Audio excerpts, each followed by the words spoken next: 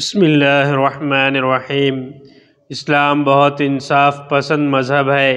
اسلام کسی بھی قسم کے ظلم کو برداشت نہیں کرتا۔ یہاں انصاف کے معاملے میں کالے گورے کا فرق نہیں دیکھا جاتا، رنگ و نسب کا اعتبار نہیں کیا جاتا، حسب و نسب کی حیثیت نہیں دیکھی جاتی۔ جو بھی فیصلہ ہوگا وہ انصاف کی بنیاد پر ہوگا، حق کے مطابق ہوگا۔ اس میں نہ تو امیر کی امیری دیکھی جاتی ہے، نہ غریب کی غربت سے رحم کھا کر انصاف کے دامن کو چھوڑا جا سکتا ہے۔ قرآن مجید میں اللہ تعالیٰ کا ارشاد ہے، ان اللہ یأمر بالعدل والاحسان وایتاء ذی القربی۔ بے شک اللہ تعالیٰ عدل و انصاف، احسان و سلوک اور رشتہ داروں کو کچھ دینے کا حکم دیتا ہے۔ ایک جگہ فرمایا، وَاقْسِطُوا اِنَّ اللَّهَ يُحِبُّ الْمُقْسِطِينَ، اور انصاف کرو، بے شک اللہ تعالیٰ انصاف کرنے والوں کو پسند فرماتا ہے۔ ایک جگہ ارشاد ہے، وَإِذَا قُلْتُمْ فَاعْدِلُوا وَلَوْ كَانَ ذَا قُرْبَىٰ، جب بات کہو تو انصاف کی کہو، خواہ وہ تمہارے رشتہ دار قریبی ہی کیوں نہ ہو۔ انصاف کا معاملہ چاہے اپنی ذات سے ہو، چاہے کسی قریبی رشتہ دار سے، فیصلہ حق کے مطابق ہی ہوگا۔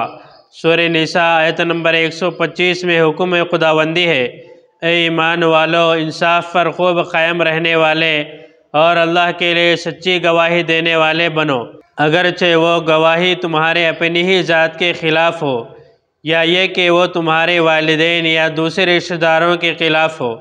وہ شخص اگر امیر ہے یا غریب ہے تو دونوں کے ساتھ اللہ تعالیٰ کو زیادہ تعلق ہے، لہذا تم اپنی خواہش نفس کی پیروی نہ کرو کہ کبھی تم حق سے ہٹ جاؤ۔ عدل و انصاف کے بارے میں قرآن کی ان وضاحتوں کے بعد حضور صلی اللہ علیہ وسلم کے ارشاد گرامی بھی سن لیں۔ آپ صلی اللہ علیہ وسلم نے فرمایا، انصاف کرنے والے اللہ کے نزدیک نور کے ممبروں پر ہوں گے، یعنی اللہ پاک ان کا اکرام و اعزاز فرمائیں گے۔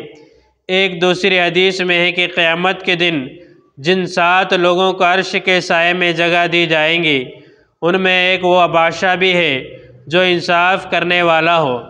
حضرت عمر رضی اللہ تعالیٰ عنہ کا انصاف تو آپ جانتے ہی ہوں گے۔ آپ نے عدل و انصاف کی وہ مثال قائم کی ہے جس کی مثال دنیا لانے سے قاصر ہے۔ چنانچہ مروی ہے کہ قیصر بادشاہ روم کا ایک قاصد مدینہ آیا، لوگوں سے پوچھا، تمہارا بادشاہ کہاں ہے؟ لوگوں نے کہا، ہمارا بادشاہ نہیں ہوتا، ہمارا تو امیر ہوتا ہے اور وہ شہر سے باہر گیا ہوا ہے۔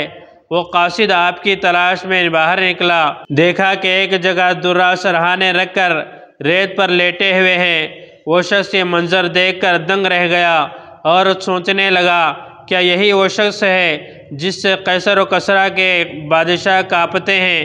اس کی زبان سے بے ساختہ نکلا، عمر، تم نے لوگوں کے ساتھ انصاف کیا ہے، اس لیے اس قدر امن سے ہو۔ دنیا کے بادشاہوں نے ظلم کیا، اسی لیے وہ خوف و دہشت میں ہیں اور ان کی نیندیں اڑ چکی ہیں۔ ضرورت ہے کہ ہمارے معاشرے میں انصاف قائم ہو، ظلم کا خاتمہ ہو، مظلوموں کے ساتھ انصاف ہوتا کہ ہمارا ملک امن و سکون کا گہوارہ بن سکے اور ہر طرف چین ہی چین ہو۔ اللہ تعالیٰ سے دعا ہے کہ وہ ہر معاملے میں ہمیں انصاف کا دامن تھامنے کی توفیق عطا فرمائے۔ اس طرح کے اور ویڈیوز کے لیے ہمارے چینل کو سبسکرائب کریں، بعد میں لگے بیل آئیکن کو پریس کریں، زیادہ سے زیادہ شیئر کریں۔